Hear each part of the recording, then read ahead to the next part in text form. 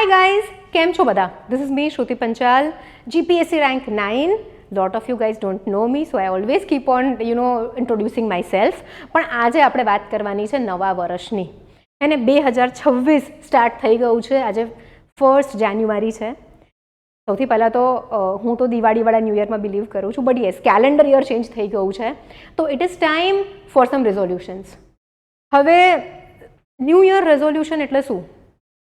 આપણે આવતા વર્ષમાં અત્યારે જ્યાં ઊભા છીએ ત્યાંથી બેટર થવા માટે, સારી લાઈફ જીવવા માટે 2-3 નાના મોટા ચેન્જીસ કરીશું. મોટા ભાગના લોકો જે રેઝોલ્યુશન્સ લે છે એ એટલા મોટા પહાડ જેવા લઈ લે છે કે એ લોકોનાથી કમ્પ્લીટ નથી થતા. So today I am going to talk about 5 very small resolutions જે તમે કરી શકશો, બરાબર? અને જો એ કરશો તો 2026માં એન્ડ સુધી 31 ડિસેમ્બર 2026 સુધી તમારી લાઈફમાં બહુ મોટો ચેન્જ આવ્યો હશે. Okay, let us start. ફટાફટ 1 મિનિટમાં જ પતાવું છે આપણે. So first resolution is read newspaper every day.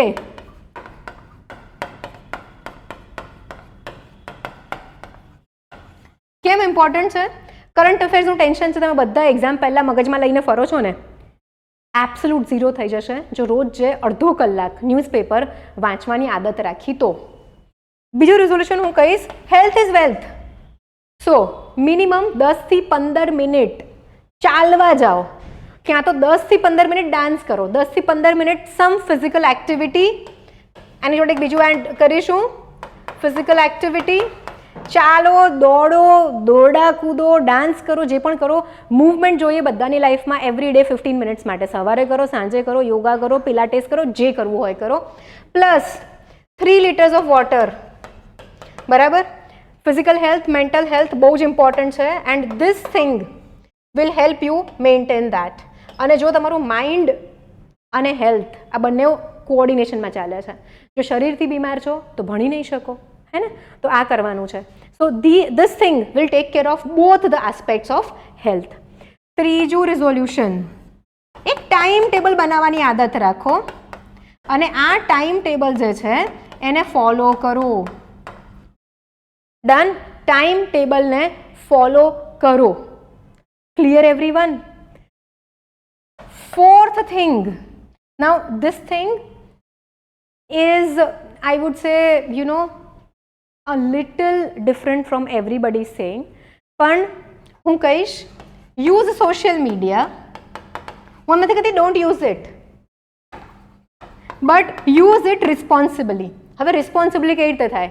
તે ફોર એક્ઝામ્પલ તમે ઇન્સ્ટા જુઓ છો, એની અંદર સ્ટોરીવાળી રીલ ચાલે છે, ક્યુંકી સાસ ભી કભી બહુથી વાળી ચાલે છે, કોમેડીવાળી ચાલે છે.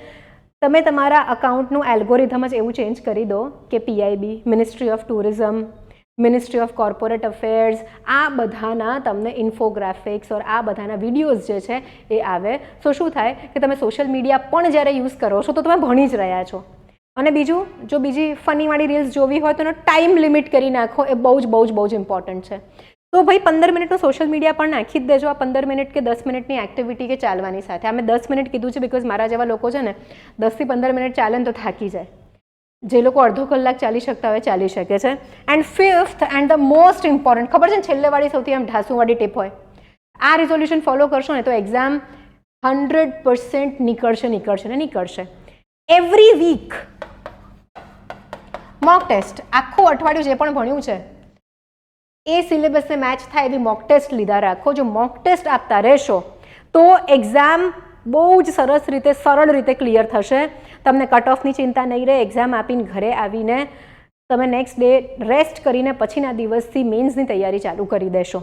તો 2026ના એસ્પિરન્ટ્સ માટે 5 નાની ટિપ્સ જે બહુ ઇઝીલી ફોલો થઈ શકે છે. ફટાફટ રિપીટ કરી દઉં.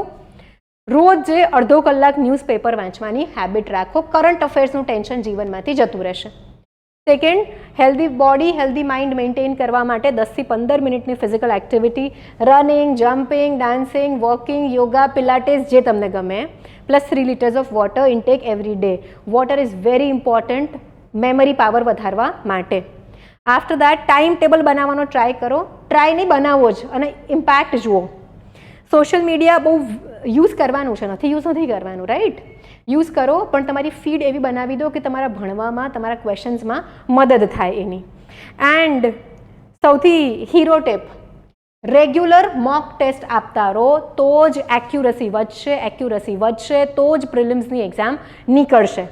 સો 5 very small changes to your life in 2026 જે તમને 31 ડિસેમ્બર 2026 એક અલગ જ જગ્યા પર લઈ જશે. નાની નાની વસ્તુઓ છે, ટ્રાય કરીને જુઓ. Thank you very much everyone. See you soon. By.